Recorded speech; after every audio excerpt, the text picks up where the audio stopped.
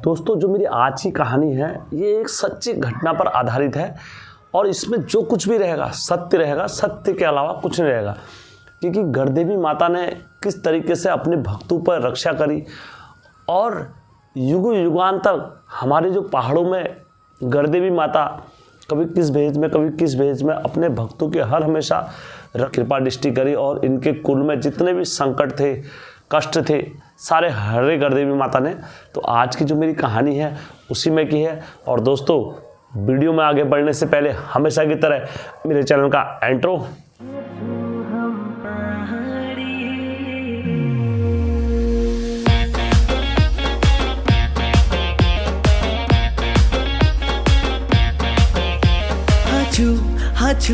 हाचू हम पहाड़ी। जय बीरकारा बजरंगी, हर हर हर हर हर हर हर हर महादेव। आप सभी के परिवार के ऊपर बजरंगबली की कृपा और महादेव का आशीर्वाद हमेशा बने रहने चाहिए। दोस्तों कल जो मैंने कहानी डाली थी काफ़ी लोगों ने प्रशंसा और सराहना करी, मैं उन सब का आभार व्यक्त करता हूँ दिल से। और जो कुछ भी कहानी है सत्यता के आधार पर, देखो मैं हर हमेशा कहता हूँ जिस किसी भाई को प्रश्न करने या कुछ भी करने या शंका या डाउटफुल कुछ भी रहते हैं तो दोस्तों आप मुझसे फेसबुक में आकर बात कर सकते हैं। टेलीग्राम लिंक मेरा खुला हुआ है और आप किसी भी नेटवर्क क्षेत्र में आके हमसे बात कर सकते हैं। क्योंकि मैं यूट्यूब पर काफ़ी लोगों के मन में वो रहता है कि यार जवाब देंगे, मैं काफ़ी लोगों के जवाब सवाल नहीं देता हूँ वहाँ पर। यानी मैं आगे बढ़ने से पहले यदि आपके पास भी कोई भी उत्तराखंड से रिलेटेड देवी देवताओं की किसी की भी अगर सच्ची घटना है और आपके उत्तराखंड में माताओं ने देवी देवताओं ने चमत्कार करा है, यदि आप मेरे चैनल के साथ साझा करना चाहते हो कि लगे आपको कि हाँ यार ये हमें हेमचू पहाड़ी चैनल में देने चाहिए और अपने उत्तराखंड की संस्कृति को एक कदम हम भी आगे बढ़ाए, तो दोस्तों आप ज़रूर मेरे साथ साझा कर सकते हैं और मैं अवश्य अपने चैनल पर डालूंगा। थोड़ा लेट होती है पर अवेयर नहीं होगी, आपकी कहानी में अवश्य लेकर आऊँगा।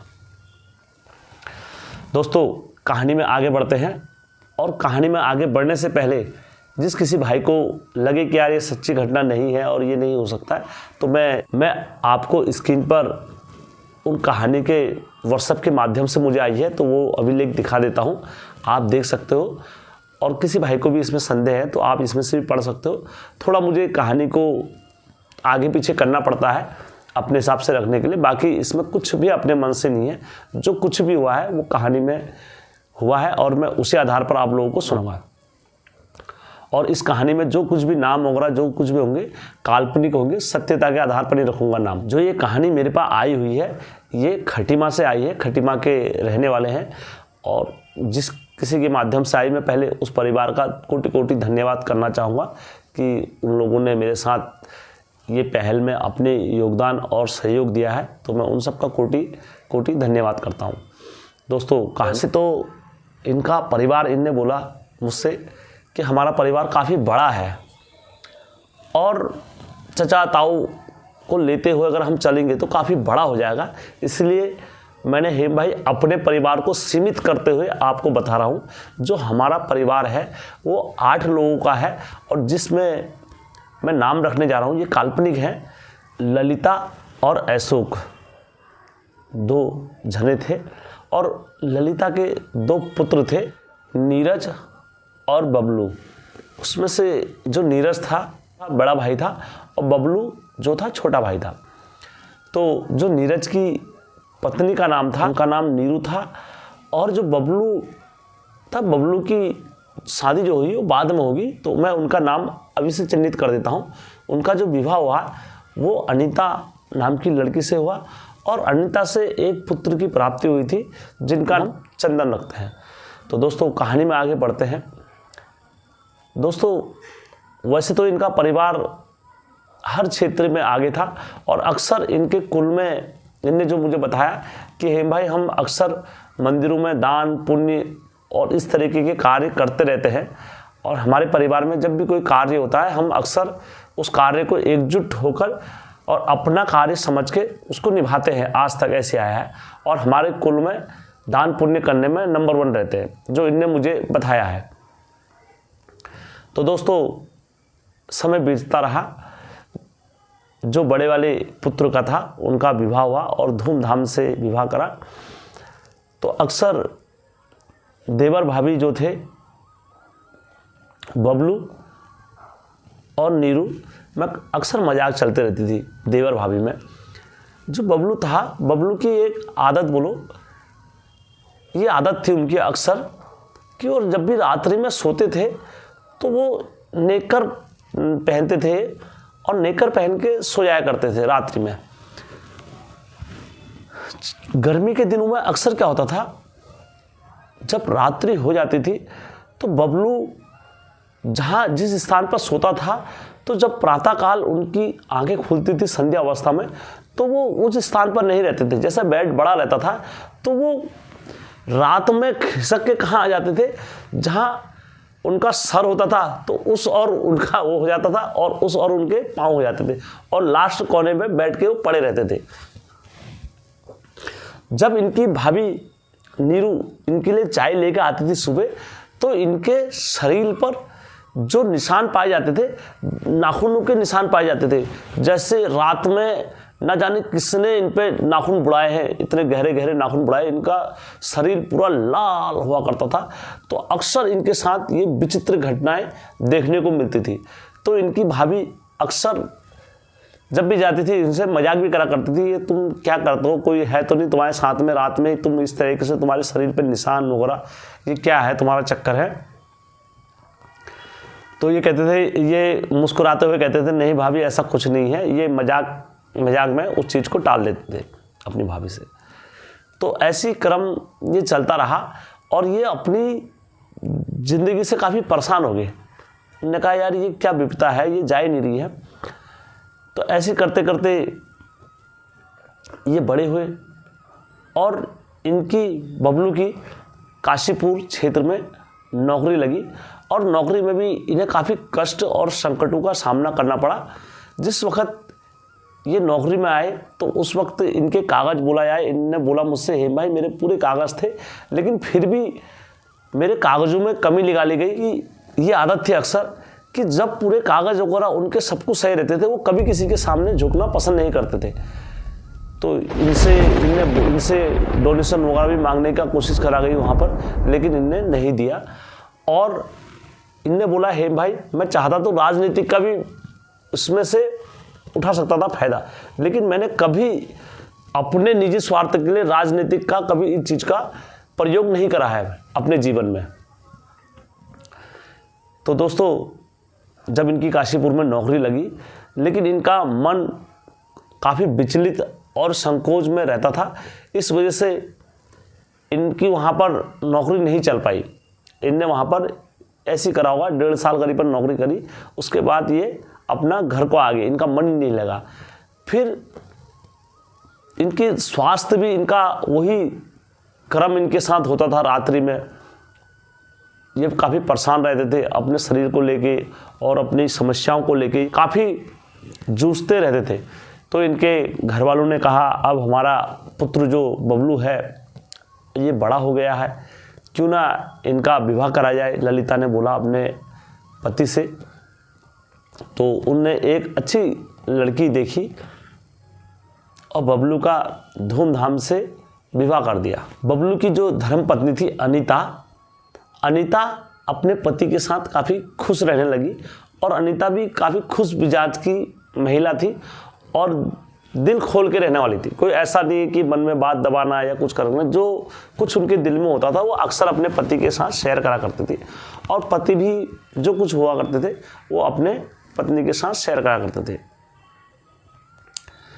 लेकिन उनके पास तो आप लोगों को पता ही है कि शुरू से संकट चला हुआ आ रहा था। लेकिन जब अनीता विवाह करके आई तो अनीता ने देखा, उनने भी देखा तो वो भी हैरान रही। धीरे धीरे क्या हुआ, ऐसे समय बीतता रहा। अब क्या हुआ, जो उनकी धर्मपत्नी अनीता थी, अनीता की तबीयत खराब होना प्रारंभ हो गया। दोस्तों अनीता प्रत्येक रात्रि में संध्या अवस्था के समय पे वो रोना प्रारंभ कर देती थी। एक दिन रोए, कुछ नहीं सोचा, उन्होंने कहा यार ऐसे हो रहा, लोगों ने कहा कुछ नहीं हो रहा है। दूसरे दिन रोए, उन्होंने कहा कुछ नहीं हो रहा यार ऐसे हो रहा है। तो उसका क्या हो गया था, अनीता का डेली का नियम बन गया था शाम को 4 बजे 5 बजे के बाद रोना प्रारंभ करना। तो वहाँ के जितने स्थानीय लोग थे और ये गांव वाले थे, उन्होंने कहा यार ये क्यों रोती है, क्या रोती है, क्या चक्कर है। तो अब उस टाइम पर क्या हुआ, जो इनके पति देव थे वो कहाँ चले गए, वो हरिद्वार जॉब करने के लिए चले गए थे। बबलू की नई जॉब थी, सब कुछ नया था, कंडीशन नोरा सब नया था। तो बबलू को बताया वहाँ कि यार, माँ ने बताया, ललिता ने बताया कि यार बेटा तेरे पत्नी की तबीयत खराब हो रही है और डेली तुम्हारी पत्नी शाम को रोना प्रारंभ कर दे रही है। बबलू ने कहा यार मैं कहाँ से आऊँ, मेरे पास टाइम नहीं है, मेरे पास छुट्टी नहीं है और ऐसा वैसा इनने मना करा। लेकिन यहाँ दोस्तों ये हमारे हर पहाड़ी भाई के लिए संकट होता है, पत्नी कहाँ रहती है और आदमी कहाँ रहता है। तो इस वजह से प्रदेश में नौकरी भी करनी होती है और धर्म संकट यह है कि बच्चे घर में रहते हैं तो कैसे मिलाप हो। तो इस वजह से खटी माँ से जब बार बार इस चीज़ को करा तो इनने मना करा। इनने कहा मेरे पास अभी टाइम नहीं है, मेरे पास छुट्टी नहीं है। और इत्तेफाक से जो वहाँ का एचआर था और नया मैनेजमेंट था सारा, तो एचआर जो था वो पहाड़ी था। तो जब इनने मना करा आने से, तो इनकी बबलू की क्या हुआ, 22 साइड की आँख इतनी लाल हो गई आप साबी कि पता नहीं क्या होने लग गया इनके आँख में, धर्म संकट जैसा इनके आँख में मंडाने लग गया। तो इन्होंने एचआर से कहा कि सर मुझे छुट्टी दे दो, मेरी तबीयत खराब हो रही है। तो एचआर तो पहाड़ी थे, वो समझ गए, लेकिन जो मैनेजर था वो नहीं समझा, वो देसी था। उन्होंने कहा नहीं भैया तुम्हें हम छुट्टी नहीं देंगे, तुम्हारा ये है, हमारा प्रोडक्शन का टाइम है, ये तुम्हारी छुट्टी का होता है, ये बहानेबाजी। तो इनने छुट्टी नहीं दी।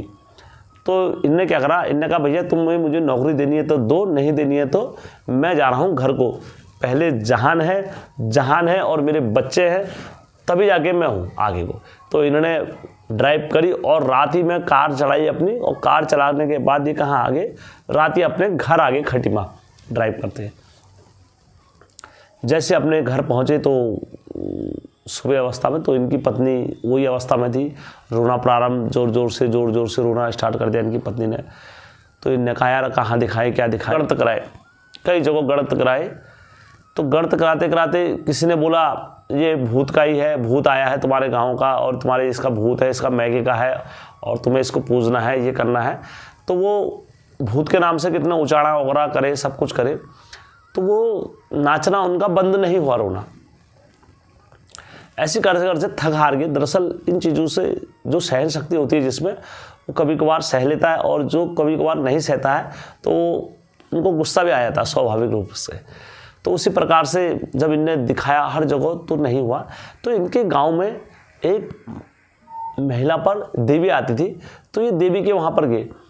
तो देवी के वहाँ पर भी इन्होंने क्या करा, रोना प्रारंभ कर दिया, रोना जोर जोर से रोना स्टार्ट।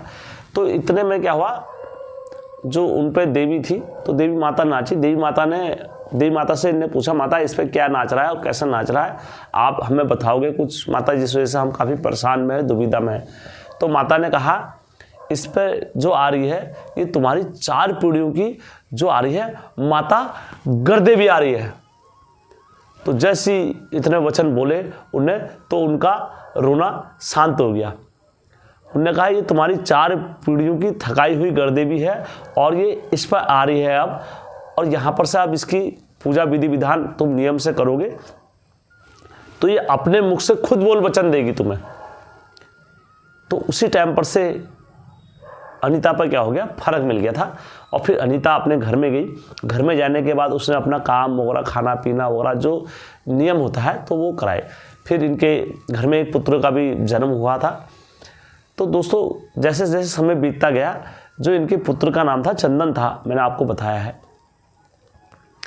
तो अनीता ने क्या करा, अपने पति से एक दिन कि मुझे अपने मैके ले चलो मेरे घर में। तो ये अपने मैके चले गए वहाँ, अनीता पति हो गया और ये।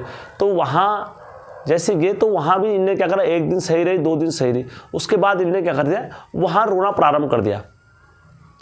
फिर 1-2 जगह दिखाया, 3-4 जगह दिखाया, तो वो काफ़ी जगह दिखाया तो काफ़ी परेशान हो गया इनके पतिदेव काफ़ी परेशान हो गए। उन्होंने कहा यार अब मैं क्या करूं, मैं ना नौकरी ना चाकरी, अब मैं ऐसी अवस्था में क्या करूं, साला मैं मर जाता हूं, ऐसे इससे तो बढ़िया यही सही रहेगा। तो इनकी पत्नी से कितना बोला, इनने कहा मान जाओ, और हम घर में आ रखे, मेहमानदारी में आ रखे, तो इनकी पत्नी रोना बंद नहीं करे। तो इनको गुस्सा आया बबलू को, और सहनशीलता बोला जाता है, सहनशीलता का बार क्या हुआ, टूट गया इनका।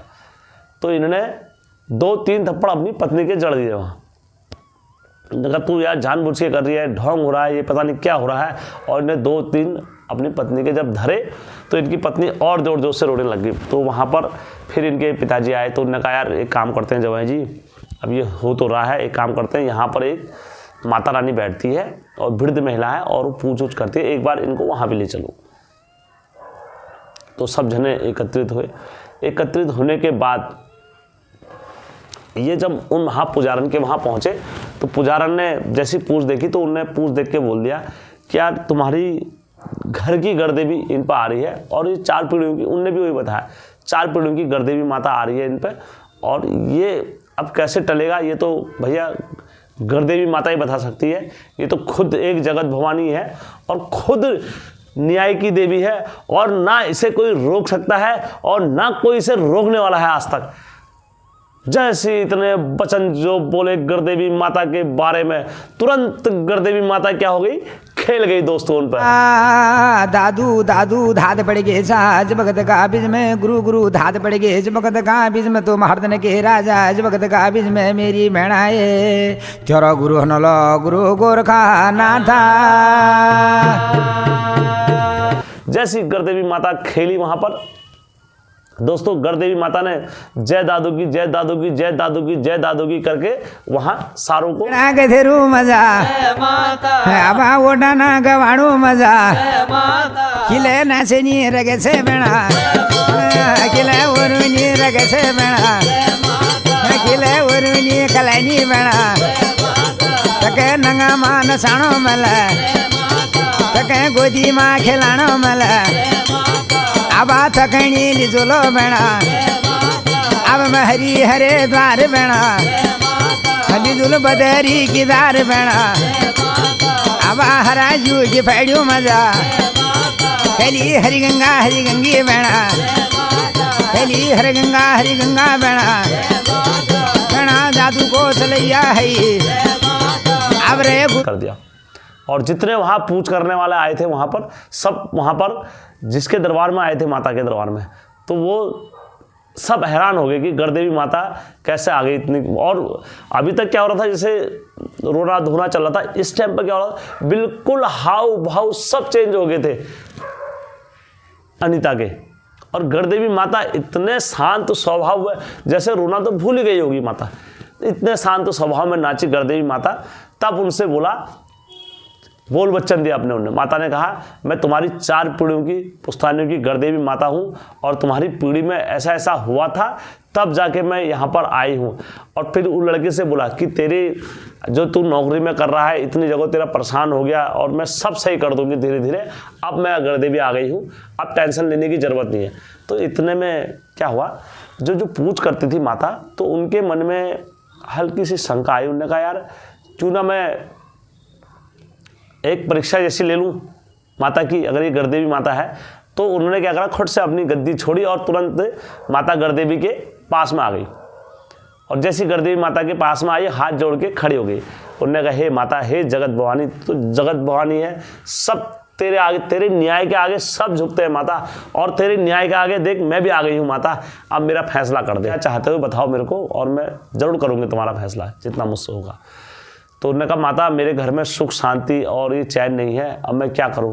तब गढ़देवी माता ने खोली उनके घर की। उन्होंने कहा मैं तेरे घर की पूछ खोलने जा रही हूँ, बाद में मुझे मत दोषी देना क्योंकि तू मेरे पास आई है खुद। उन्होंने कहा हाँ माता तुम खोलो। उन्होंने कहा जो तेरे घर में तेरी बहू है ना, सारा जो षड्यंत्र रचा है तेरी बहू ने रचा है। तब जाके वो कहते हाँ, तब जाके उनके मन में संतुष्ट। उन्होंने कहा हाँ माता तुम सही कह रहे हो। उन्होंने कहा माता ये जो मेरी बहू करती है षड्यंत्र, इससे कैसे बचा जाए। उन्होंने कहा जब तक तेरे घर के इष्ट भी तेरी रक्षा नहीं कर रहे हैं उससे, तो क्योंकि जो उसने अपने कमर में एक ताबीज बांधा हुआ है वो एक तंत्र विद्या का ताबीज है, और उसे मैं भी नहीं खोल सकती हूँ यहाँ से। हाँ मैं इतना जरूर कर सकती हूँ, मैं फुक्का मारूंगी और मैं उसे विफल जरूर कर सकती हूँ उसकी शक्ति को, लेकिन मैं उसको छूती नहीं हूँ, अपवित्र चीज़ है इतनी। तब उन्होंने कहा हाँ माता, मैंने देखा तो है उसके उसमें ताबीज बैठा हुआ, और अक्सर मेरे को कई जगह ये बताया भी गया है कि तेरे घर में तेरी बहू है तो वो सारा षड्यंत्र रचने वाली है। उन्होंने कहा हाँ। तब जाके उनको विश्वास हुआ कि गढ़देवी माता असल में है। तो वहाँ पर जितने भी लोग थे फिर सब ने एक एक करके बारी करके गढ़देवी माता को अपनी पूछ दिखाई, और उसी दिन से इन्होंने क्या कर दिए, अपने नियम चालू करे फिर गढ़देवी माता के, और फिर इन्हें अपनी पूजा विधि विधान वगैरह सब नियम से करा। तो दोस्तों फिर ये अपने घर में आए। घर में आने के बाद इनके घर में यात्रा लगी, और जब यात्रा लगी सब देवी देवता नाचे, तब माता गढ़देवी नाची।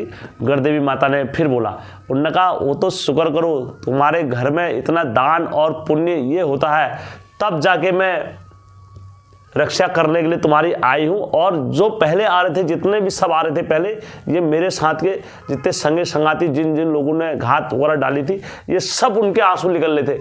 आप तेरी देवी गढ़देवी मैया आज़ाद हो गई है, जा आज के बाद तेरे पर अगर हली हल चली चल होगी तो गढ़देवी का नाम लेना छोड़ देना। लड़के ने कहा माता मेरे पे आँख पर ये दोष होता है और ये दोष। उन्होंने कहा आज के बाद तेरे को बबूती लगाई उसको। उन्होंने कहा आज के बाद अगर तेरे को ये तेरे शरीर पर ये निशान और तेरी आँख अगर लाल हो गई तब तो कहना गढ़देवी माता नहीं है करके। तब जाके दोस्तों इनने बोला हेम भाई 1-1.5 साल हो गया है और तब से ना मेरे ऊपर शरीर पर वो निशान वगैरह दोबारा बने और ना ही मेरी आँख कभी लाल हुई उतनी। तो दोस्तों ऐसी गढ़देवी माता की लीला होती है। और उत्तराखंड में गढ़देवी माता घर घर का न्याय करती है। और अगर आपको गढ़देवी माता की कहानी सुननी है तो मैंने अपने चैनल पर कहानी भी डाली हुई है हिंदी में कि कैसे गढ़देवी माता की 7 बहनें थी, कैसे आई क्या आई। तो दोस्तों ये रियलिटी की कहानी आई है मेरे पास। तो दोस्तों यदि आप लोगों को कहानी अच्छी लगी होगी तो मेरे चैनल को लाइक और सब्सक्राइब और शेयर करना कतई मत भूलना दोस्तों, क्योंकि ये आपका खुद का चैनल है दोस्तों, हेमचू पहाड़ी चैनल। तो दोस्तों मैं आशा करता हूँ आप सभी को मेरी कहानी अच्छी लगी होगी, और अच्छी लगी होगी तो मेरे चैनल को सब्सक्राइब करना। नरुगी नारायण सेतु देवानुगी देवी शिरा माझा धर्म आए वो साई साधारा